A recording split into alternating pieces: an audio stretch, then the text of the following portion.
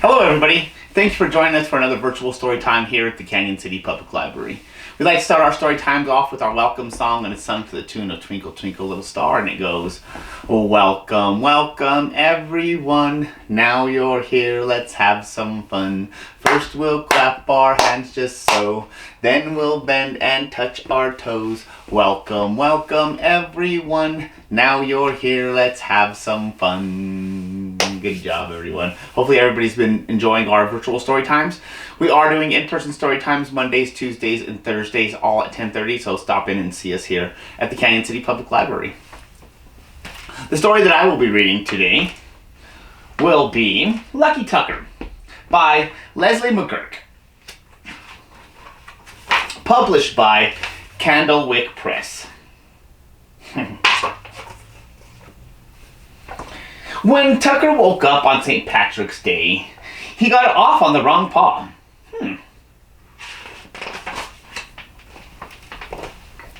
First, he had to go for a walk in the rain before breakfast. Then his favorite squeaky toy got stuck under the couch.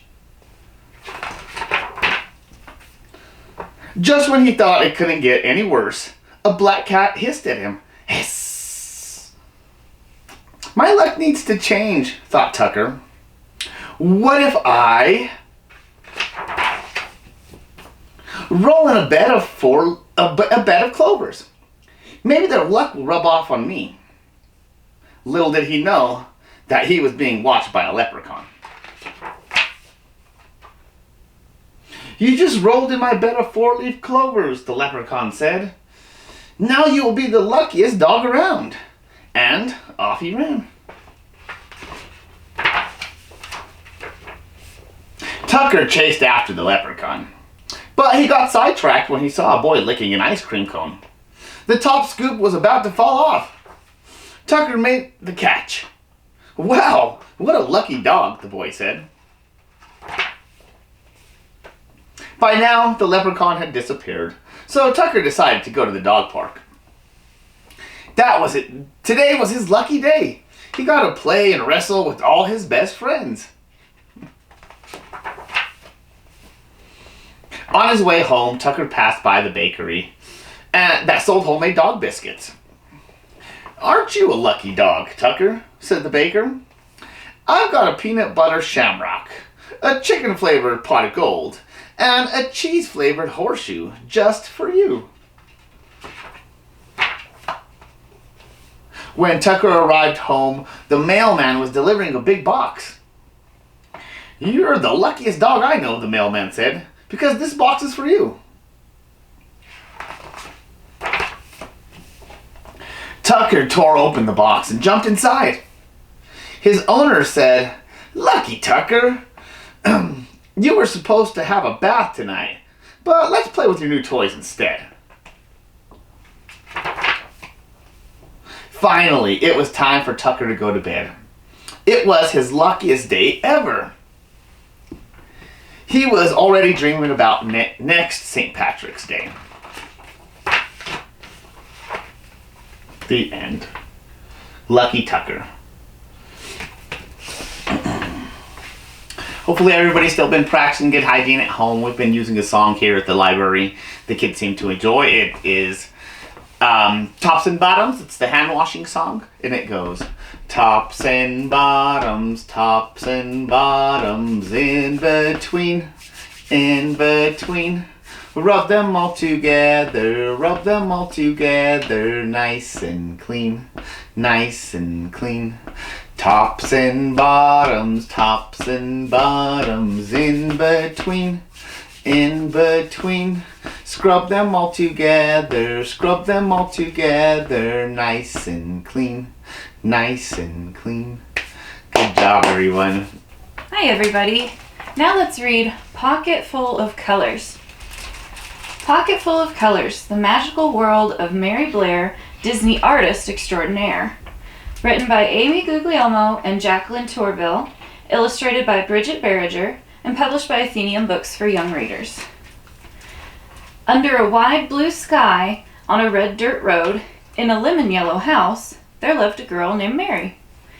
Other children collected marbles or dolls. but Mary collected colors of every shade and every hue. One day, Mary's parents announced they were moving out west. As she waved goodbye to the yellow house, Mary tucked her friend Lemon in her pocket. Mary would miss the happy home, but she had new colors to collect. Driving across the sun-bleached desert, Mary spied russet, taupe, and sienna.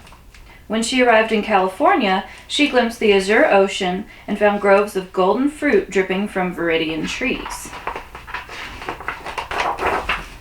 In the city, she discovered steel gray buildings and mauve-tinted skies. Mary opened her sketchbook. She mixed her paints.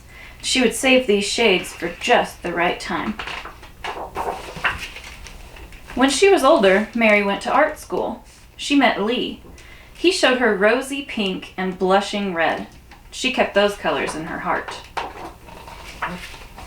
Together, Mary and Lee painted rainbows. But it was the Great Depression and people were poor. No one was buying rainbows, except one place. Mary landed a job at Walt Disney Studios, one of the first women ever to be hired. Finally, a place for her colors to run and dance and play as they pleased. But on her first day of work, the men in charge didn't want to talk about cerulean or celadon or cerise. They were only interested in black and white. Mary was told to follow the rules. She tried, but her colors were too vivid, too wild. When Mary turned in her work, all her ideas were rejected. Twinkling emerald skies? The men turned them blue. Magenta horses that could fly? The men made them brown and put them in a stable. Peach giraffes with tangerine spots? Her bosses just shook their heads. They didn't know what to make of her art. But Walt, the man who owned the company, did. He loved her colors so much, he asked Mary to join him on a trip to South America to meet some new ones. Mary delighted in the colors of Brazil, Argentina, and Peru. She worked hard to capture the vibrant scenery. When it was time to go home, Mary's bags burst with fuchsia, teal, aquamarine, indigo, lime green, and banana yellow. After Mary returned to Disney, her concept art for the studio's upcoming films grew even more adventurous as she drew upon the eye-popping shades she'd observed in South America. Cinderella needed a teal pumpkin coach. The caterpillar in Alice in Wonderland could only be aquamarine, and the mermaids in Peter Pan simply had to be lime green. This time, some of Mary's ideas were accepted, but most of her art was still considered too modern, too abstract, and just not right. Mary's colors encouraged her to leave the men with their black lines and strict rules. So she did. Mary quickly found new work designing advertisements, illustrating picture books for children, and creating sets for plays and television commercials.